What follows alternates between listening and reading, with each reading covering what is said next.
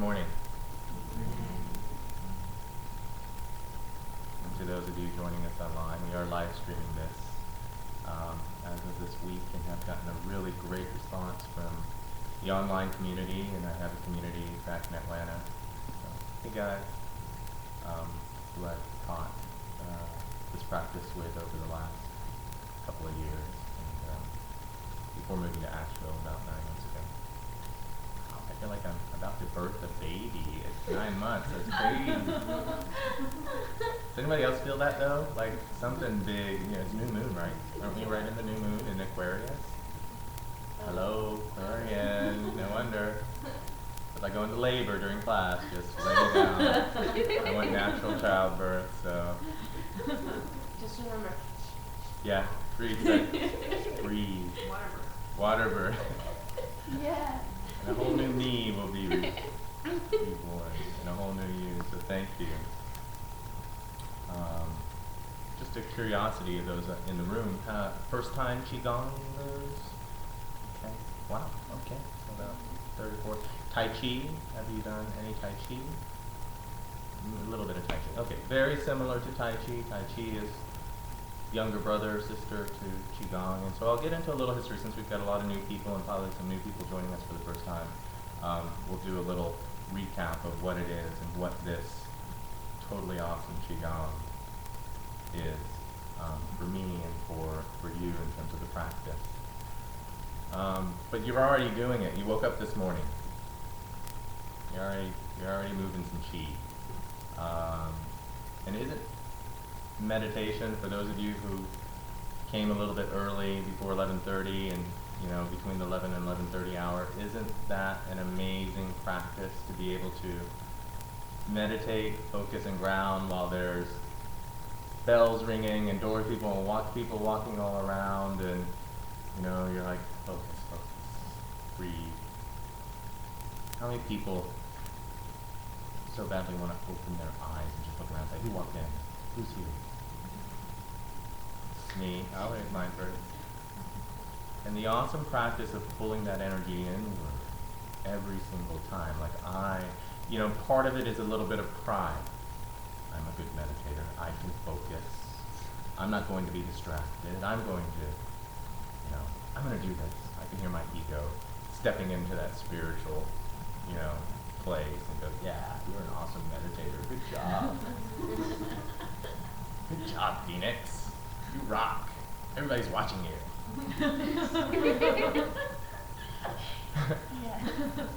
And the other side is that, yes, everybody is watching. Everybody is paying attention. What space am I holding? What space am I intending? For people to come in and sit down and quietly get grounded and to inject themselves into the energy that is being projected out. So the intention in and of itself is to practice.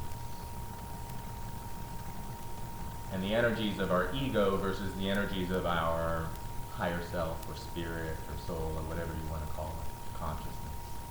Always battling, and yet also it's more of a dance when you really kind of get down to the essence of it. It really is. And both are very capable of leading, depending on what song is being played. And I find that my ego loves to lead when there is a really good classic rock song, or some cool, 80s hip-hop beat. Crazy. Who cares? I might even have a beer. What? I have a story about that some other time.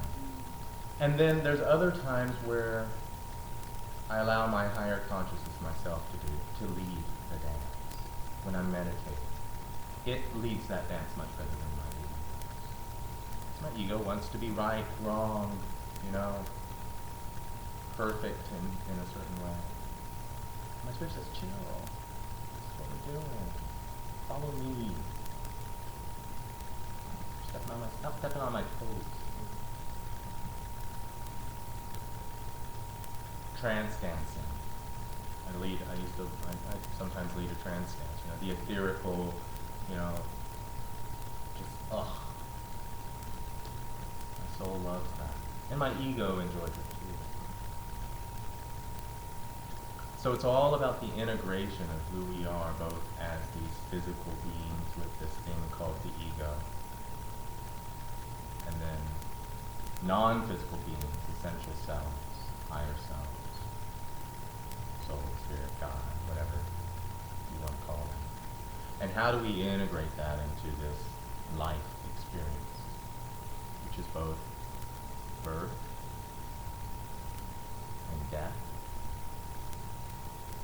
and that space in between. Anybody ever hear the poem, The Dash? Go home and Google The Dash poem when you get a chance today. Poignant and beautiful. So that's where we are. We're in the dash. We're in the space in between, and every single moment, every single breath is that space in between of birth and death. And yet even dying itself as a concept is simply attached to the physical process, because if we eternal, energetic, whole, forever beings, there is no real death, right? It's transitioning of energies from one place to another. Good morning. You can just actually, Alisa, we're not going to be on mats very long, so if you just want, Allie, just want to grab some pillows there to the back, and then we'll do some standing. Welcome.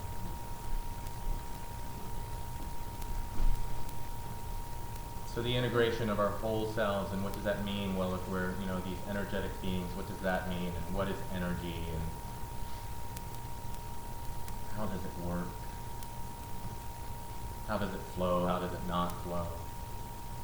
And the practice, of realizing, of tapping into the essence of what we are as those types of beings. Whole. Complete. Yet constantly dancing between the two parts.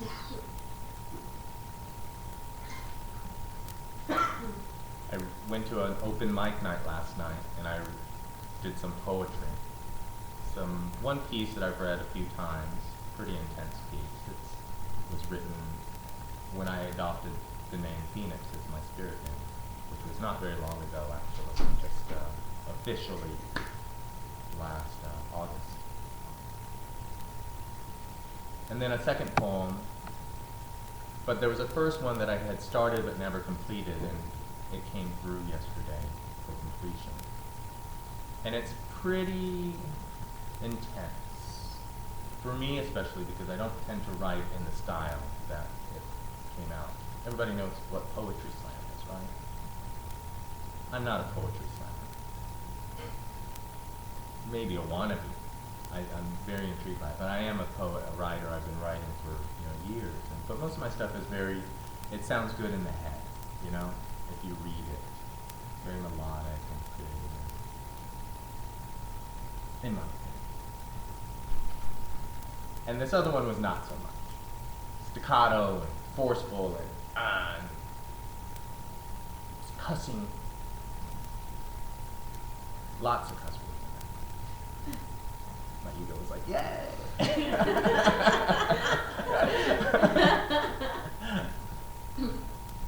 But it didn't end on anything other than how I usually end my pieces, which is, what's the gift? What's the flip around? What's the positive? What is it that I had to go through in order to understand more of my journey in this dash? And it was a 3-part, so I read 3 pieces. And the first, I called it a love story. And the first one was about someone else, and the second one was about me, and the third was about everyone. But during the first part, I realized that my energy was a little nervous. How would people perceive me? People who take my QiGong class, people who hear me talk about spiritual consciousness and awareness and energy and it's all connected and meditation and you know, that Zen world of oneness. You know, if they hear me saying fuck, shit, damn, you know, and pouring my stuff out there, I say, well, this is as much a part of me as all that other stuff. Why do I have to let go of one in order to have two? Because it was the energy of what it is I brought to the piece and the work that was coming through me. And afterwards I realized that actually probably out of all three, that one impacted more people in a positive way because it was real and honest and true. Not that the other ones weren't, but they were really what people are used to hearing, especially here. A lot of beautiful music was played last night, same thing, other poets. So I was willing to step out there a little bit further and be a little bit more raw and real and stuff that normally I would keep for myself, not necessarily for anyone else. And that's the challenge that I have with my work, my poetry, and even this type of work and the things that you're hearing me say.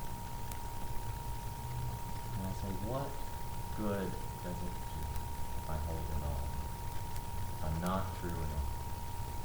And we all have that ability to integrate and not judge necessarily who we are or where we've been or what we've come from.